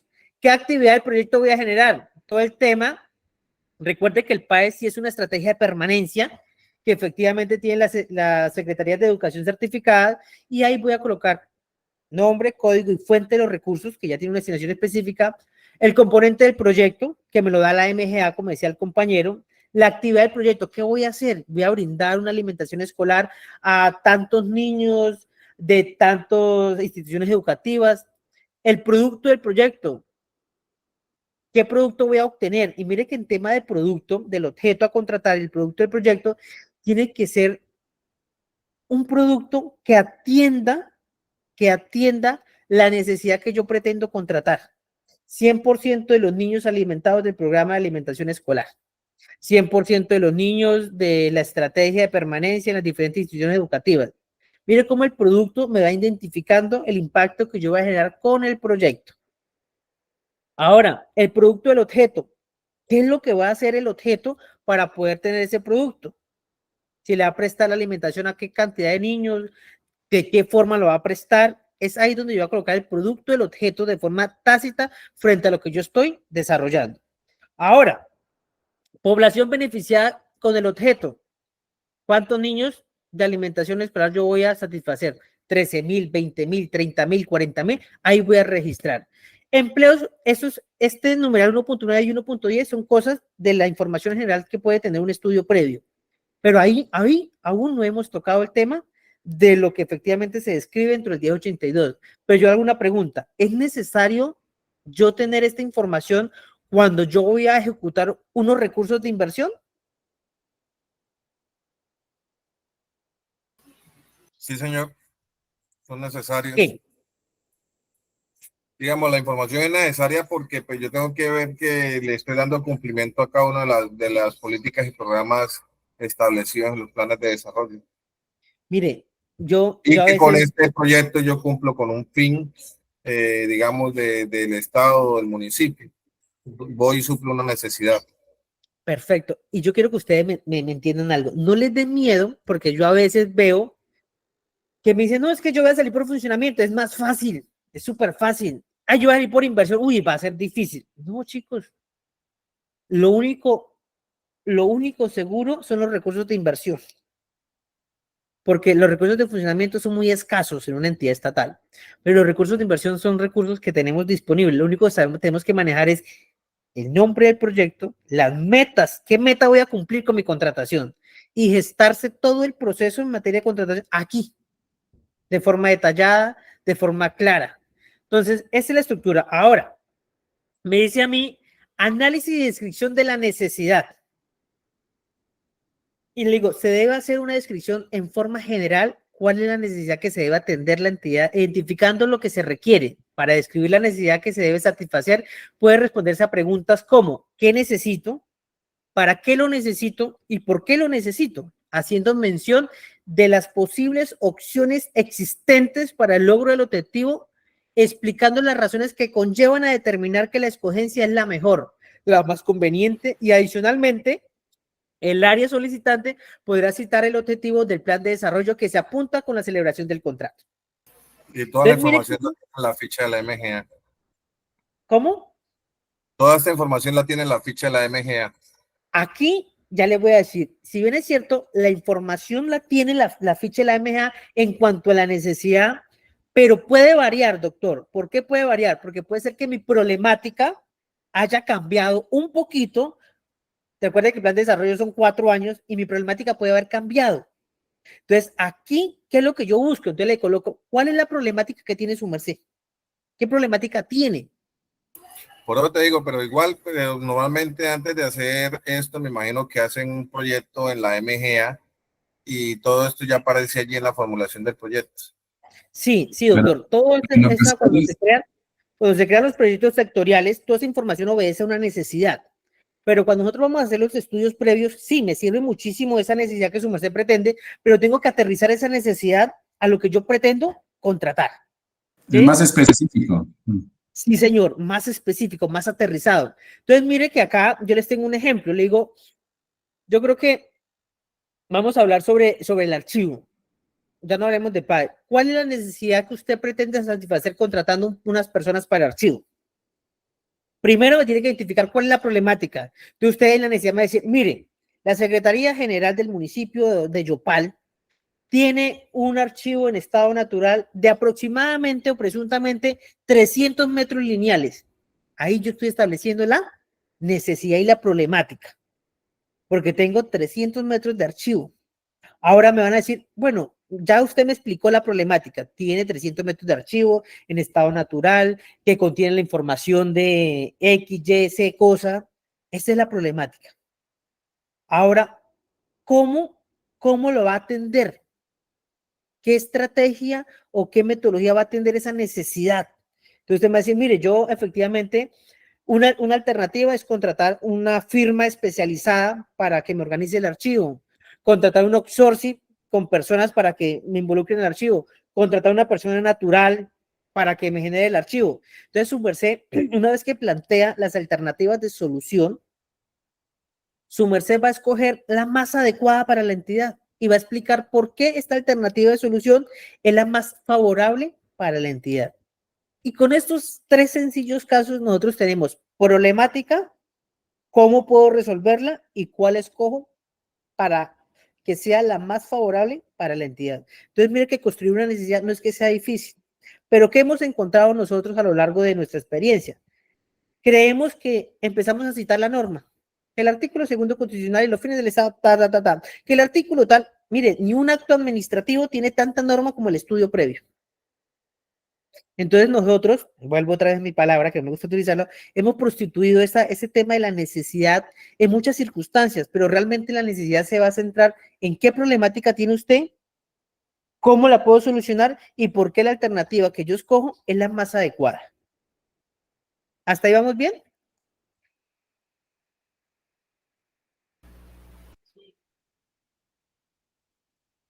Alguien que me diga sí y no, porque no estoy viendo las caritas de ustedes. Sí, señor. Sí, señor. Sí, Listo. señor.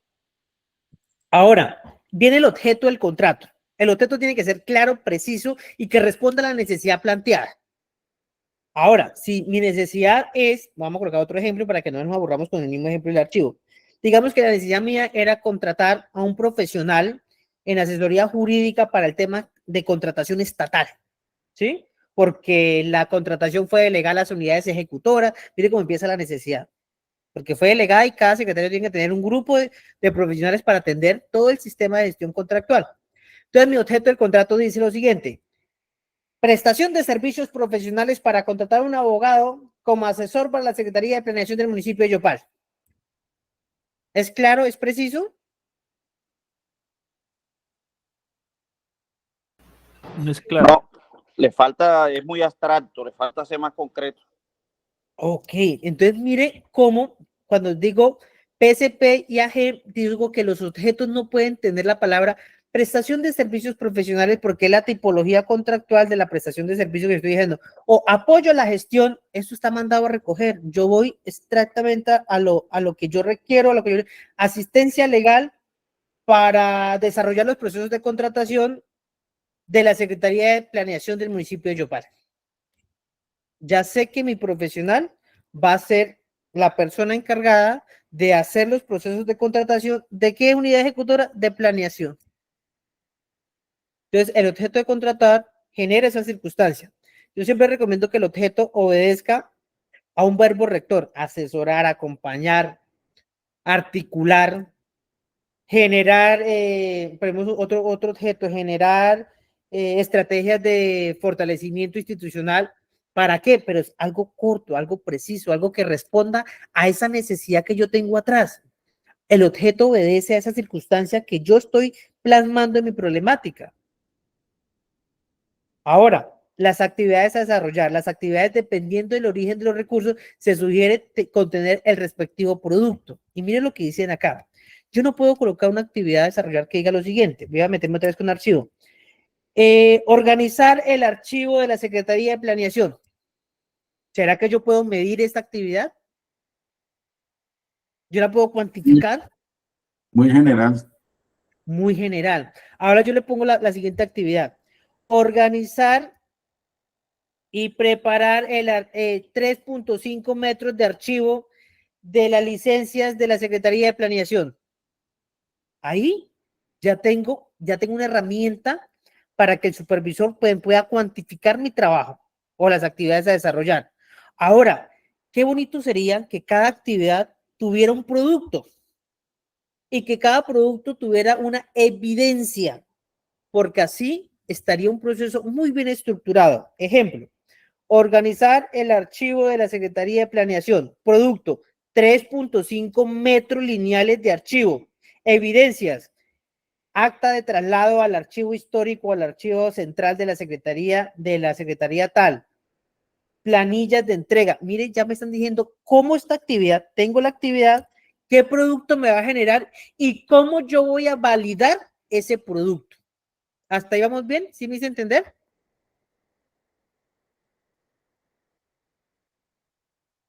Lo que usted estaba diciendo de la ecuación contractual.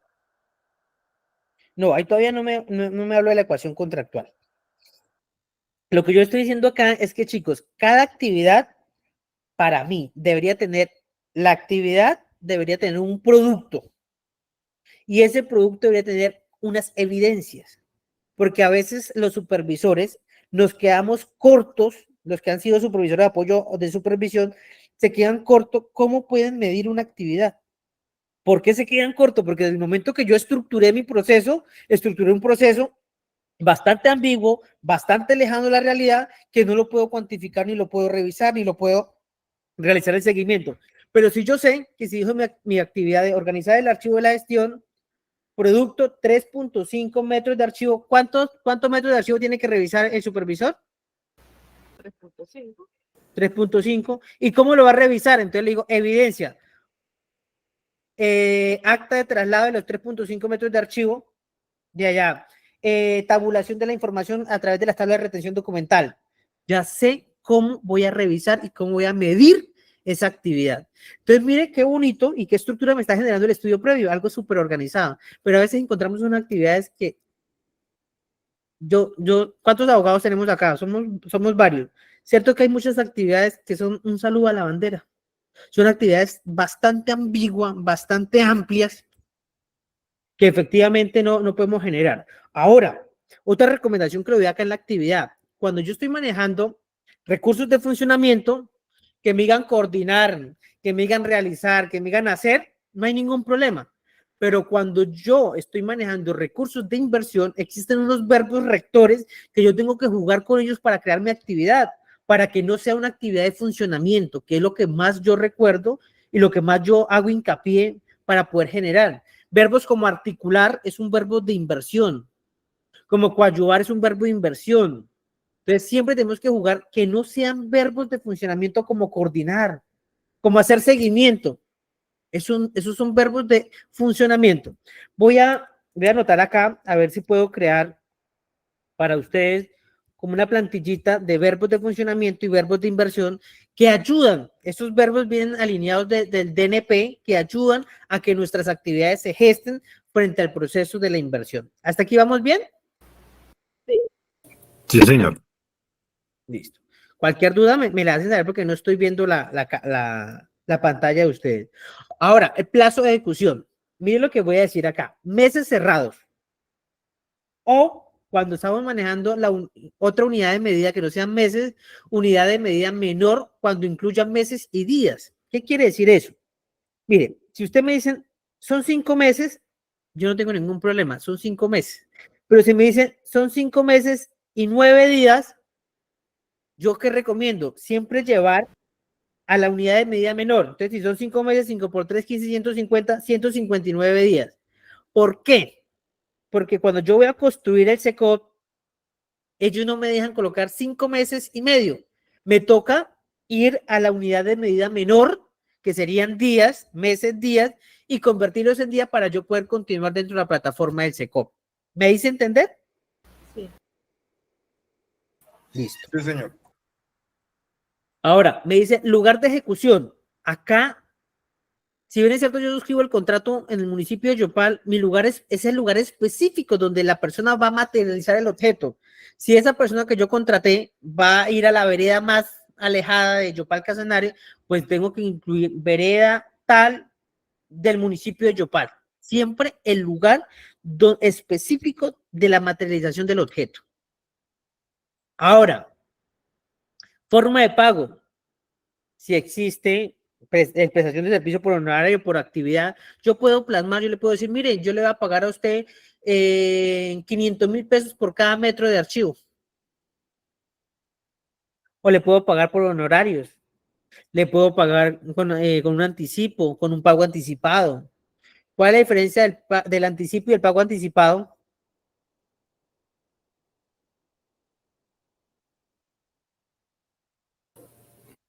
¿El anticipo es un préstamo? Ajá. Y el Pago pago anticipado no anticipado sí sería es... en la totalidad. Pago anticipado es la totalidad y el anticipo es una parcialidad. No. Decíamos que el anticipo es un préstamo que la entidad, valga la redundancia, le presta al contratista hasta un 50% para ejecutar una circunstancia. Pero ese anticipo me lo tiene que amortizar de forma periódica y los rendimientos financieros consignarlo al Tesoro Nacional o al de la cuenta de la entidad. Mientras que el pago anticipado es un dinero que en adelanto, desde que ingresa, ya hace parte de propiedad del contratista. ¿Listo? Bueno, acá la forma de pago, yo siempre verifico forma de pagos que sean adecuadas y proporcional a la naturaleza del contrato. Ahora, supervisión. Acá yo voy a designar no el nombre de la persona. Yo no puedo colocar acá Patricia Cárdenas Vera. No, siempre la designación se deberá hacer al cargo que ostenta la persona. Por lo menos, que el presente contrato lo supervisará el asesor jurídico de la oficina de planeación del código 20 del grado 4. Listo. Si yo no estoy, va a estar otra persona, pero siempre la supervisión va a estar en cabeza de una persona que tenga idoneidad para poder ejecutar y vigilar el contrato estatal. Recuerde la palabra idoneidad para poder verificar la supervisión de los contratos.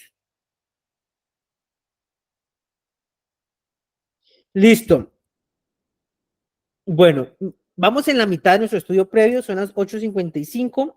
Vamos a dejar hasta ahí para continuar. Mire, ya nos falta una circunstancia en los estudios previos. Entonces, ¿qué le quería yo indicar?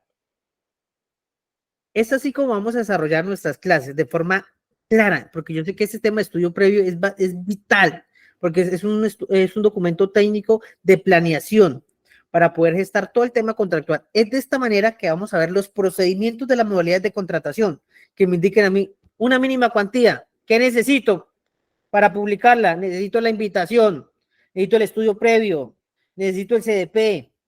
Si el estudio del sector está inmerso en el estudio previo, no más, no necesito más. Y así vamos a hacer con cada uno de los procesos para que nos quede súper claro qué tenemos que hacer en cada modalidad. Y cuando ya tenemos entendido cada uno de los documentos que se gestan en materia contractual, vamos a pasar a la plataforma, que va a ser una plataforma bastante fácil porque ya entendemos el proceso de contratación y así nos va a quedar súper fácil. Compañeros, no sé si tengamos preguntas hasta aquí. Marixa. Buenas noches, profe. Una pregunta. ¿Una edición necesita estudios previos? Sí, señora. La verdad, obedece mucho a la circunstancia que yo voy a manejar. Entonces, si yo voy a adquirir más bienes o una circunstancia, tengo que, en el caso de la entidad donde yo manejo, hacemos estudio previo y solicitamos CDP para esa adicional, con nuestro estudio previo de adición. Gracias. Es que yo vi un concepto de Colombia Compra Eficiente donde decía que no era necesario el estudio previo, pero pues tenía la duda. Pues yo te aconsejo que hagamos el estudio previo del adicional. ¿Por qué le voy a adicionar? Si es nueva obra, ¿por qué lo voy a hacer? Tengo que hacer estudio de mercado cuando existen nuevas actividades que no están contempladas dentro del negocio jurídico, pero que es indispensable para la materialización del objeto, lo tengo que hacer. Diana Paola. Profe, qué pena, es que tengo una pregunta. Cuando usted habla del código CESPI, ¿es el mismo código BIPIN o es un código diferente? ¿Quién me ayuda a responder esa pregunta? Alguien me preguntó ayer sobre eso.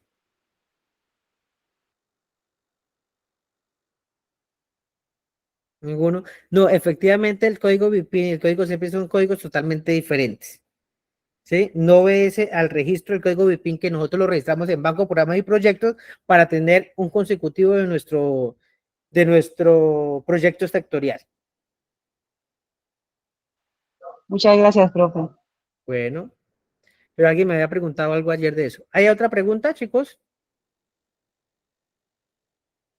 Bueno, entonces, ¿cómo? No, le iba a preguntar sobre el tema del precio, por favor. ¿Cómo es Listo, la vamos a dejarlos con nuestro coordinador del instituto. ¿Se encuentra por ahí? Me refería al precio contractual en lo que estamos hablando, o sea, en el estudio previo. Haceme bien la pregunta, Dot. ¿El precio de? Es que, bueno, ayer usted comentó sobre precios unitarios de manera global, la manera como se va a pagar la cuestión, cuáles son las distintas modalidades que hay. Para poder pagar, ¿la forma de pago? La forma de pago, por favor.